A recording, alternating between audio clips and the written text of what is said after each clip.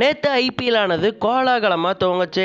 ஐபிஎல்லின் முதல் போட்டியில Chennai super Kings அணியும் ராயல் சேலஞ்சர்ஸ் பெங்களூரு அணியும் மோதினாங்க. இந்த மேட்ச்ல எல்லாருக்குமே வருத்தம் அளிக்கக்கூடிய விதமாக தோனி அவர்கள் கேப்டன்சி பதவியிலிருந்து விலகி ஒரு வீரராக களமிறங்கி இருந்தார். அதனால சென்னை சூப்பர் கிங்ஸ் அணியின் கேப்டனாக ருத்ராஜ் கேக்வாட் தான் பணியாற்றி இருந்தாரு. டாஸ் ஜெயிச்ச RCB பேட்டிங்கை தேர்ந்தெடுத்திருந்தாங்க.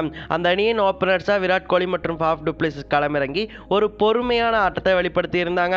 Virat Kohli 22 ரன்களுக்கும் Faf to Plessis 35 ரன்களுக்கும் வீழ்ந்த பிறகு அணியின் நிலைமையானது ரொம்பவே சரிவில் போச்சு.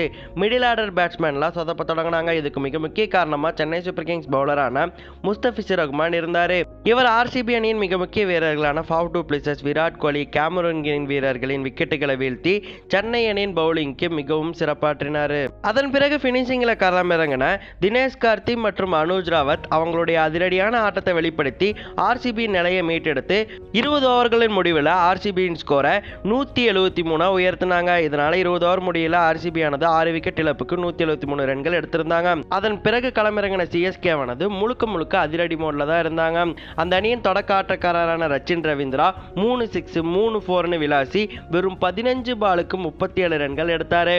அவருக்கு பிறகு பினிஷிங்ல ரவீந்திர ஜடேஜா, சிவன் துபேவும் அதிரடியா ஆடி சென்னை சூப்பர் கிங்ஸை 18.4 ஓவர்களையே வெற்றியை எட்ட வச்சாங்க.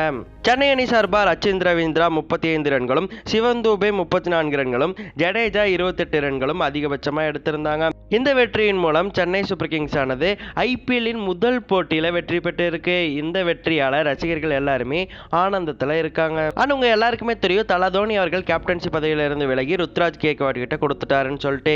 இதுல ருத்ராஜ் கேக்வாட் கிட்ட அவர் கொடுத்திருந்தாலுமே தல தோனி ருத்ராஜ் கேக்வாட்டுக்கு அட்வைஸ் பண்ணுவாருன்னு நிறைய ரசிகர்கள் எதிர்பார்த்திருந்தாங்க. ஆனா நேற்று நடந்த மேட்ச்ல அவர் எந்தவித அட்வைஸுமே பண்ணாம ருத்ராஜ் கேக்வாட்டை அவர் போக்கிலே விட்டிருந்தாரு. அதே சமயம் அவருக்கு நிறைய விஷயங்களை அவுட்ஃபீல்ட்லயும் சொல்லி கொடுத்துருப்பார் போல. அதனாலேயே ஒரு சிறப்பான கேப்டனா செயல்பட்டாரு ருத்ராஜ் கேக்வாட். இந்த மேட்சை பத்தி நீங்க என்ன நினைக்கிறீங்க அப்படிங்கிறத மறக்காம கமெண்ட்ல சொல்லிட்டு மறக்காம நம்ம சேனலுக்கு சப்ஸ்கிரைப் பண்ணுங்க.